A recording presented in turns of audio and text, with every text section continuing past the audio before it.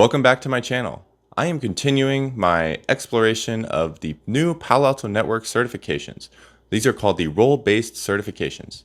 If you've been watching the channel, you know that I am attempting all of these certifications. I have so far completed 4 and managed to pass all of them. However, I still have 4 to go. There are a bunch of new ones. This entire new certification program is being spearheaded by someone named Adam Rabidoux. And today, I have the opportunity to present to you all the first ever interview that I have done on this channel, and that will be with Adam. Keep watching for more.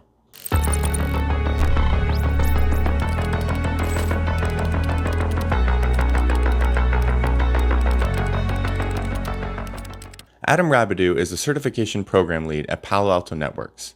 He is in charge of the new role-based certification framework. He has spearheaded this brand new framework, completely re-architecting the way that Palo Alto Network certifications are done. And why is he doing this? Because he has an extremely ambitious goal. He wants to make Palo Alto Network's certifications some of the best certifications in this industry. He wants to make Palo Alto Networks known not just for its great cybersecurity products, but also for outstanding certification, outstanding training. That is a really ambitious goal. Think of CISSP or GIAC certifications or Security Plus. He wants to make it so that when you Google top cybersecurity certifications, you're going to see Palo Alto Network certifications pop up there. Can it be done? Well, there's no one better than Adam to do it. Adam has been in the cybersecurity industry for over 20 years. Before working at Palo Alto Networks, he worked at another major IT and networking vendor, Juniper Networks, where he worked for over 15 years and worked his way up, becoming more and more senior in the development of their certifications. With all this experience, he came to Palo Alto Networks in 2023 to completely revamp our certification program. And that is what I'm going to talk about with him today in this interview. I talked to him about generally what the purpose of vendor certifications are, how they get developed, what people can expect when they take them, what people can expect from this new framework, and I also talk about some of the concerns that you all brought up to me on Reddit. If you like this content, if you feel like I answered some of your questions, please subscribe to this channel. And without further ado, let's get to the interview. All right, Adam, thanks for joining the channel. So I was wondering if you could just get started by talking a little bit about yourself, your background, and how someone becomes a certification program lead. Yeah, absolutely. And thank you for having me. I love what you've been doing with your channel. It's been great to kind of watch the videos and really appreciate your help to generate awareness of the great things that we're doing. My name is Adam Rabidoux. I'm the certification program lead at Palo Alto Networks, responsible for really all things certification, from the development of the exams through go-to-market strategy, and everything in between.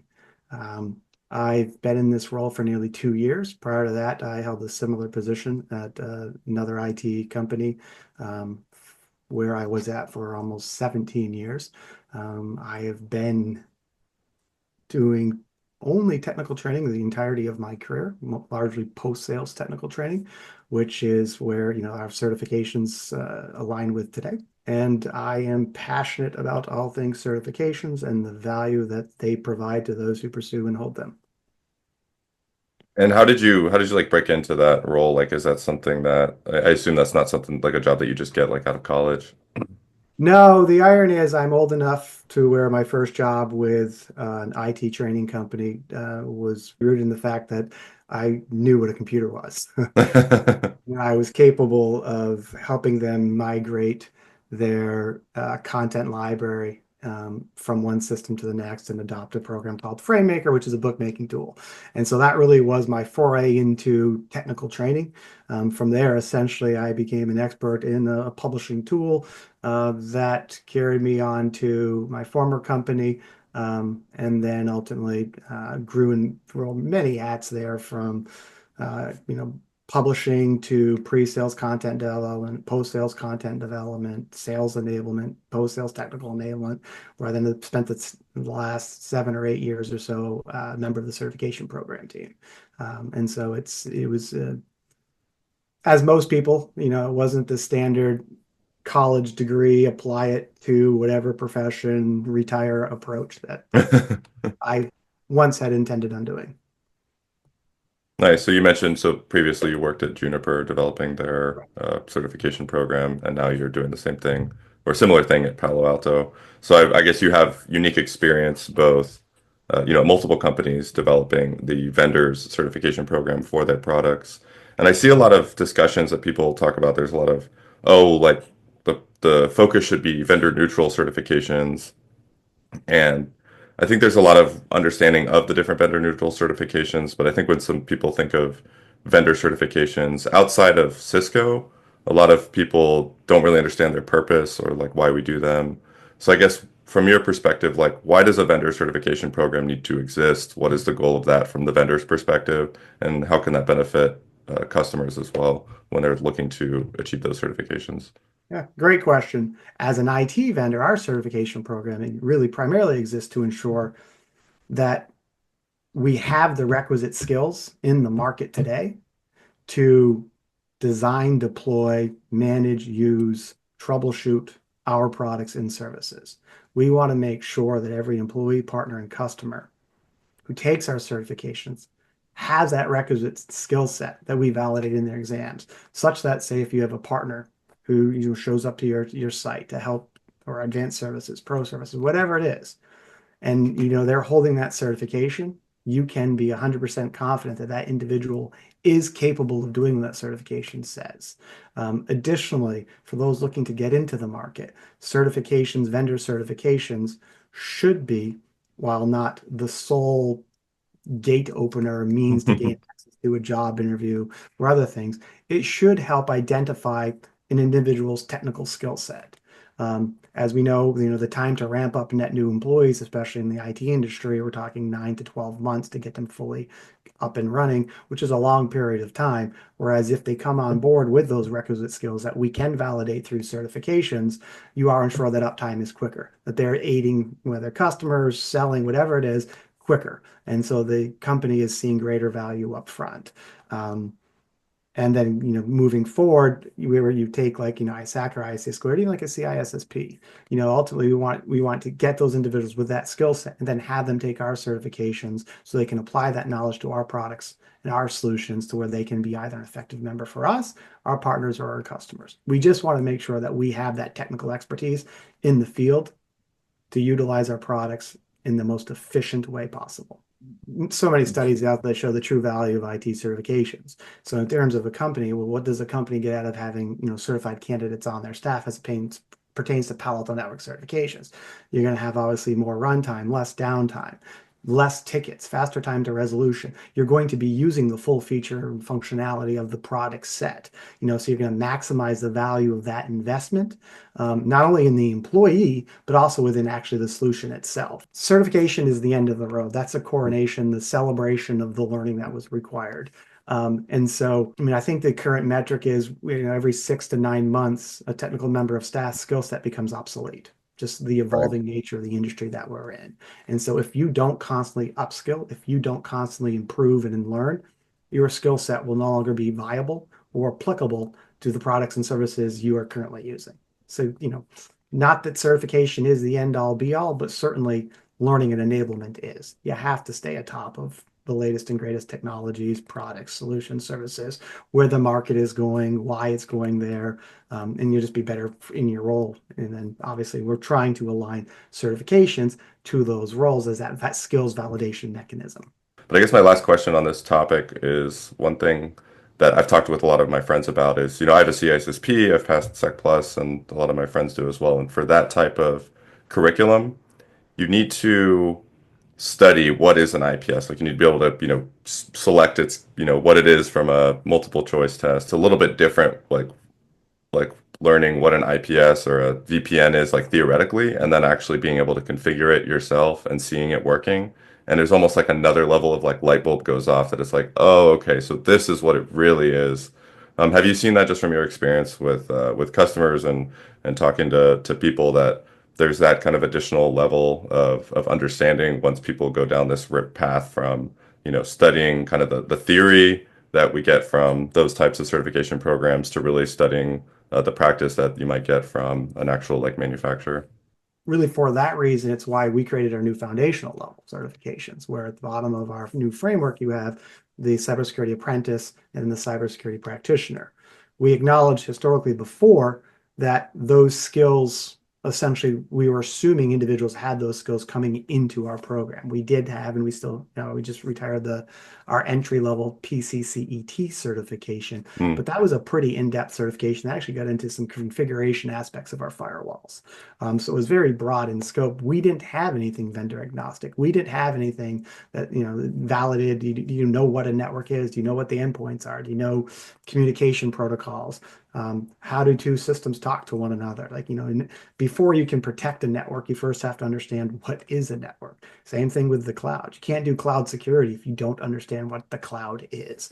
And so we started our framework from the bottom up, and that's been how we've been releasing our new certifications to date by providing that vendor agnostic apprentice exam, which is a core cybersecurity fundamental concepts. That's what we're testing and validating. It's really a knowledge-based exam. Practitioner sits above it, gets a little more into, okay, well, now that you know what a network is, here are some threats. And here are kind of general cybersecurity products that most vendors have to combat and thwart those threats. And then we start to introduce Palo Alto Networks products and services while not going in depth, but you're familiar, you know what Cortex is, you know what Strata is. And then you get into our specialist level or generalist and then even specialist, where now we're getting into these are very Palo Alto Network specific certification exams. So we're trying to do a little bit of both with our program, provide the means for those who have no cybersecurity skills knowledge to date to enter in and take our free digital training for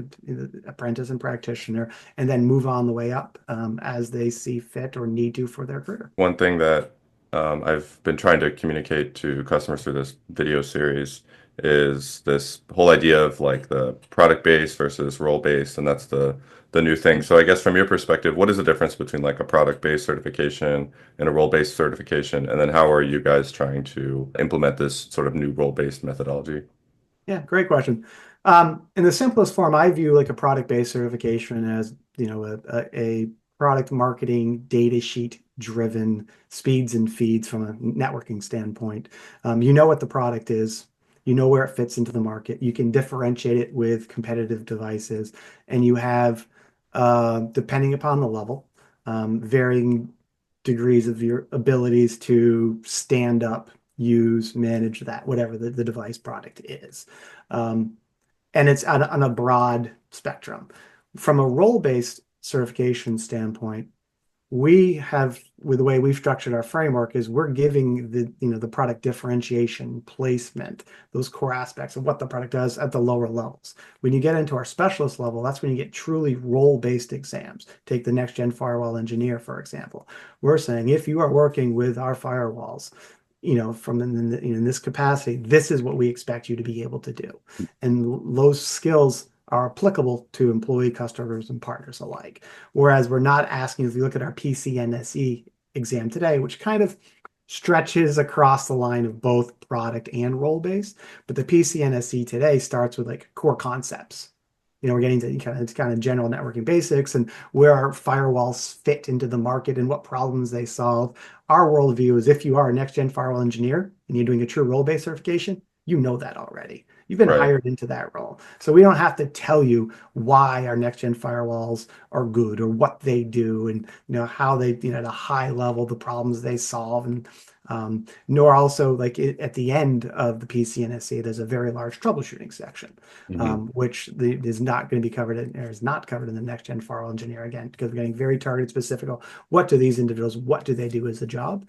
And we've made that decision, in terms of how we go through the process of doing what's called the job role analysis, where we identify the specific job roles and tasks Mm. associated with the minimally qualified candidate that we would expect to be able to pass these exams. So it's a very involved process to create that persona now, that role that we write our exams to, and then the skills that we expect that persona, that role to be able to perform. And that's how we're creating our exams today. Okay, that's really interesting. So instead of just taking the product and say, hey, here's all the things we want people to know about the product, you define different job roles. So the, foundational, generalist, specialists for different specialties, you actually write down like what the sort of qualifications or capabilities of that individual would Exactly. be, and then you test to that. So the scope of what we used for PCNSA and PCNSC, those job roles, if you look, those exams are bloated. You look at the blueprint, it's, obviously there are individuals out there that possess that knowledge and skill set. But in terms of finite roles where all that is required, it's very uncommon in the market. It sounds like through this you're going to have to develop a lot of tests. Like there's more. I mean, it looks like from what I've seen that there's going to be in the end, and correct me if I'm wrong, a lot more certifications and different exams associated with this. So you can comment on that, but also I wanted to ask like what's it like to make these tests? I mean, you've been doing this for more than a decade at multiple companies. What's the general process? How are these things made? So what we tried to do is create a framework that provided the necessary skills validation across our three platforms. So aligning with our corporate platformization strategy, so network security, cloud security, and security operations, as well as creating these predefined levels where you start down at the foundational level, then the generalist, then the specialist, and as a placeholder where it's there. We haven't released anything yet, and we're in the process still of scoping for, what we're calling at present like an architect level, where that's Hmm. where you kind of design and defend a solution across the entirety of a platform. And so you kind of have the tiers, which are platforms, the level that I just spoke to, and then matters just filling the gaps and ensuring that we have the requisite topic coverage, skills coverage across those predefined roles and our platforms. Whereas the legacy framework, we had significant gaps throughout. Now, in terms of how we create the exams, the process is, pretty similar and like most IT vendors, kind of standards based. We Hmm. do follow uh, industry kind of approved best practices for developing exam content. I always get a kick out of when you meet people and discuss certifications. The typical response is, hey, tell the person who wrote this exam that X, Y, or Z. When it comes time to develop items, we actually bring our SMEs together and hold in-person workshops, which are a tremendous way to really facilitate collaboration across a very diverse group of subject matter experts who hold varying positions throughout um, our company and elsewhere. And you want that diverse pool to ensure that you're coming at the topics from all different angles, also to ensure, what we test is truly what, our customers, partners, employees will see in the real world. And so from there, items are developed in a very collaborative multi-touch process, complete with editorial, and then finally form reviews and beta testing. And so an exam goes through extensive rigor. Exam items go through extensive rigor before they ever see the light of day. And then additionally, it's worth noting our exam forms post-release are very dynamic. As most vendors do, we are constantly monitoring the performance of each individual item to ensure a fair candidate experience for all. So, unfortunately, items on our exams, just like with other vendors, become compromised pretty readily through various means, and we want to make sure that we eliminate and remove those exposed items from our forms, again, to ensure that the next person who comes along and sits for that exam has a a fair experience when compared to all other candidates, as well as the inverse of that. If items are poorly performing, where the response rate in terms of the number of individuals getting the question items right are very low, we'll address those as well. It seems like this new structure with the role-based could potentially be more resilient, so it wouldn't necessarily need kind of this massive overhaul that's going on now in the future. It'd be more like adjustable in the future as the industry continues to change. Was that also a consideration when you were thinking about like why you were doing this, or not really? Yeah, absolutely. I mean, the key to when we stand up a certification is you want to ensure that it has some shelf life. The last thing we want to do is to release a certification, have candidates spend the time necessary, which could be months, to prepare for an exam, and then EOL a certification 6 months after its release. And so as we build these certifications and we identify these roles, we want to make sure there's some staying power behind them and that we can commit to this framework or an individual certification for a minimum period of 2 years so that, there is investment.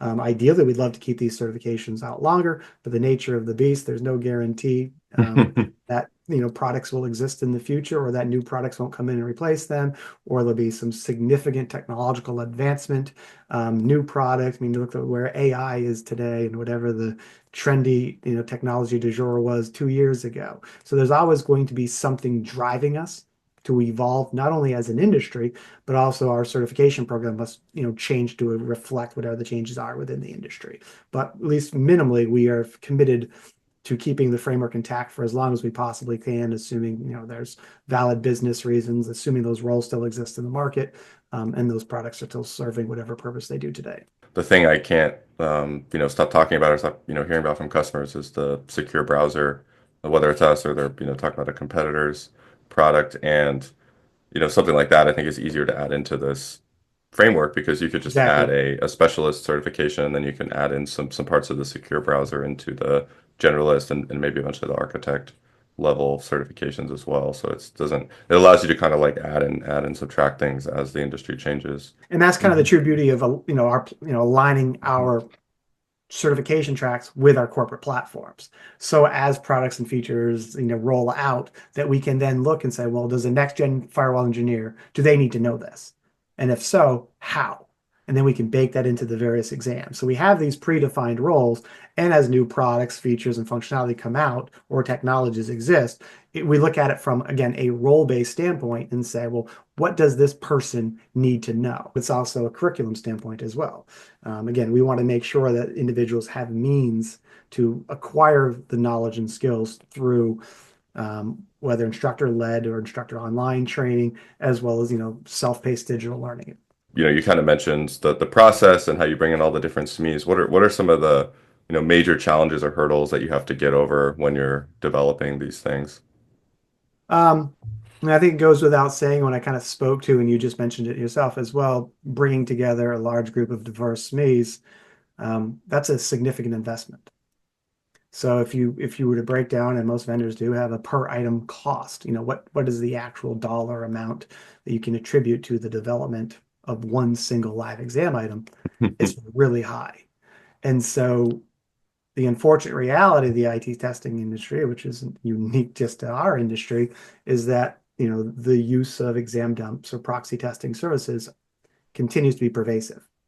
And so the risk for us is the cost that we incur as a result of an exam being compromised.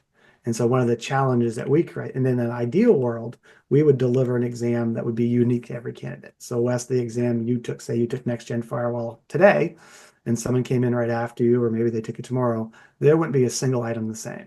And that Mhm. would be true for every single candidate. If we ever got to that state, dump sites, proxy testing services, even shared exam pre-knowledge become obsolete. They have absolutely no value because now we're judging every candidate on their ability to answer the questions in real time on their own. And so the main challenge that we face continues to be kind of preserving our item banks as well as expanding our item banks in a cost-effective manner to ensure that we're able to churn over items, as I suggested earlier, where if an item is overperforming or underperforming, we have items in reserve without having to bring SMEs back together, taking them out of the field or out of their day jobs, which then impacts other areas of business. I think we probably have one of, if not the most robust exam security programs in the IT industry. Um, we will detect, we will deter, and we will take action against anyone who kind of circumvents the normal exam prep process. Um, and we do it rather aggressively. The main thing we want to ensure is that anyone who holds a Palo Alto Network certification earn that credential as a demonstrable result of their ability and not the fact that they purchased an exam dump or they use proxy test services or whatever other means people use to circumvent the process. And I'm hoping and we're seeing the value that it's already providing, particularly with our new certifications. It's career impacting, it's program impacting. And we want to root it out to the best of our ability. We never will be able to stop it all. Um, it's ever evolving as everything is these days, but we are significantly better at it than we were certainly a year ago. Yeah, and I mentioned in one of my previous videos that obviously I condemn that practice. But one thing that you said that was interesting, I never really thought about it from like an economic perspective that you guys are hiring people to taking people out of their day jobs. There's a cost per item, and you can make more items, but then that's going to be more cost, right, per item. But then on the other side of that, when when people are cheating and there's this sort of idea that you can just go buy an exam dump and take the exam, that lowers the value of the exam as well. So you're putting all this investment into building a certification for your customers, and they like the certifications. I'll tell you, we'll get into Reddit in a second, but people like one thing people really like in this industry is people like getting credentialed and they like upskilling, and that's great, but it doesn't really work if people are devaluing the value of the certification by cheating. So that kind of economic thought process is not something I'd even thought before. I'm more, I was more thinking just like morally, like this is just bad because you're stealing. But I mentioned, Reddit and how a lot of people in there are talking about this new certifications, etc. And one of the things that I've seen, a concern that a lot of people have mentioned, and I know that people are going to want me to ask you, so I will ask you, is kind of the speed that this has come out with, I think has thrown a few people off on Reddit, and they felt like, oh, I didn't see this coming. Like, what do I do with I have my PCNSA or my PCNSE? So I guess, do you have any like thoughts on that, on like how this came out too quickly? Do you feel like it came out too quickly? And I guess what would you say to those people, and what would your recommendations to them be? This isn't just simply like a certification lift. This is essentially a monumental shift in how we're doing externally facing education. So there is a significant amount of instructor-led content, new courses that are being developed, digital content being developed, learning paths that have to be put together, complex labs that have to be built that support the skills and test the skills that we validate. And we feel we are moving at a rapid rate, and Hmm. so we are saying what we can when we can based upon when we know things will come out. The biggest thing, the challenge that we face is committing to a date that doesn't hit. Right. And so we want to make sure with these certifications that everyone has ample time to continue to pursue our legacy certifications while we roll out these new certifications. And it's important to note none of the new certifications as of yet have been fully baked into any enablement program, whether partner enablement and internal employee enablement, but change is hard. Take the PCNSA. For all intent and purposes, I think it's fair to say people know us for two certifications: PCNSA, PCNSE. And so, hearing that those two certifications, one having gone away and one that eventually will go away later part in this year, that's hard for people because these are certifications that have had value to them. And we are greatly appreciative of the fact that people have chosen to invest their time and effort in pursuing them and holding them and then maintaining them over years. What we're hoping to do with these new certifications is provide something that has even more value, more impact in the market. And given kind of the advanced security mechanisms we have in place, just far greater value. Like we want our certifications to be impactful. We want it to be, if you go into Google right now and type top 5 cybersecurity certifications, that we're listed there. We're not today. And as a program that represents the company that we are, Palo Alto Networks, I think that's doing a disservice to our customers, our partners, and our employees that our certifications aren't held to that standard, don't meet whatever credentials or thresholds that people apply to such lists. And so hopefully people will see that over time, while the rollout maybe not has been as efficient as possible, that the end game will vastly justify the effort. I think that's an awesome goal, and definitely I can see now like where you're trying to go with this. Anything else that you want to add? I would just say we love feedback. We're accessible on LinkedIn. We have our various aliases, certification at paloaltonetworks.com. Love to see the comments that we can respond to for this video and elsewhere. But reach out. I mean, we're developing this program for our certified community. We want to ensure that it resonates. You have a choice of vendors. We are extension, obviously, of Palo Alto Networks, and we want to ensure a world-class candidate experience every hop of the way, from your learning experience to your experience exam day, and then even perception of the certifications after the fact. We want to ensure that there is maximum value received by all who pursue our certifications, and that from a single item to a form to a program to gaps to anything, let us know. Again, we're building it for you.